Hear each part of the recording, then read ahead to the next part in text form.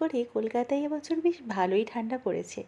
সেদিনকে যাচ্ছিলাম অফিস, আর সকালবেলার কুয়াশাটার অবস্থা দেখো। কেউ বলবে এটা সকাল 9:30 বাজে। মানে সকাল 9:30টায় আমি যে ট্রেনটা ধরি 2 নম্বর প্ল্যাটফর্মে দাঁড়িয়ে থাকে বারাসাতে, মাতৃভূমি লেডিসটা। তো ওটা দিয়ে যাচ্ছিলাম, কিন্তু তুমি আশেপাশের পরিবেশ দেখো, আর নিঃশ্বাস নিতে রীতিমতো কষ্ট হচ্ছিলো, এতটাই ঠান্ডা ছিল সেদিনকে।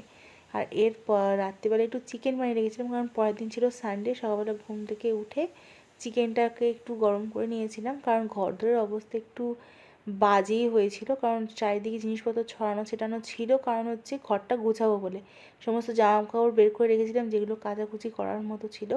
তারপর চলে গেছিলাম সোজা উপরে। এটা আমাদের কাচাকুচি করার জায়গা আর কি, যেখানে ভাড়া থাকি আমি। তো এখানে যারা আমার সাথে আরও দুজন থাকে, তো তারা দড়ি খাটিয়ে এখানে জামা কাপড় রাত্রিবেলা মেলে দিয়ে গেছিলো, আর আমি সকালবেলা কাচতে বসেছি। আর দেখো রোদ্দুরটাও কিন্তু বেশ ভালো এসছে। আর রোদ্দুর আসবেই না কেন, তখন বাজে প্রায় 1টা। আমি তখন জামা কাপড় কাচতে গেছি সকাল থেকে। নাহলে জামা কাপড় কাচবো কি, জল এতটা ঠান্ডা ছিল যে মারাত্মক, মানে কাচা যেত না। বাকি কাজ গুছিয়ে আমি 1টার সময় জামা কাপড় কাচতে গেছিলাম।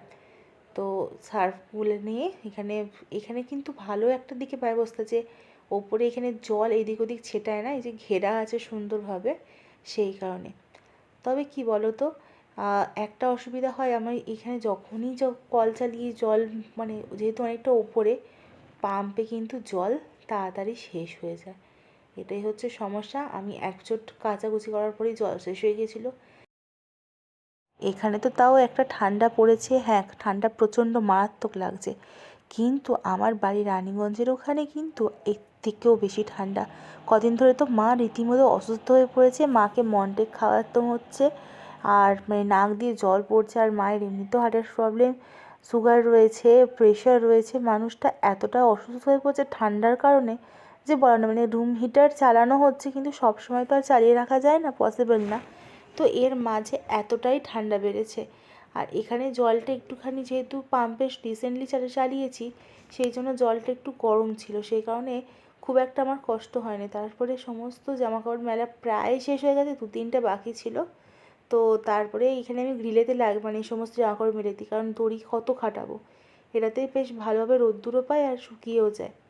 তোমাদের সাথে পরের ভিডিও শেয়ার করছি, খুব এক্সাইটিং ভিডিও।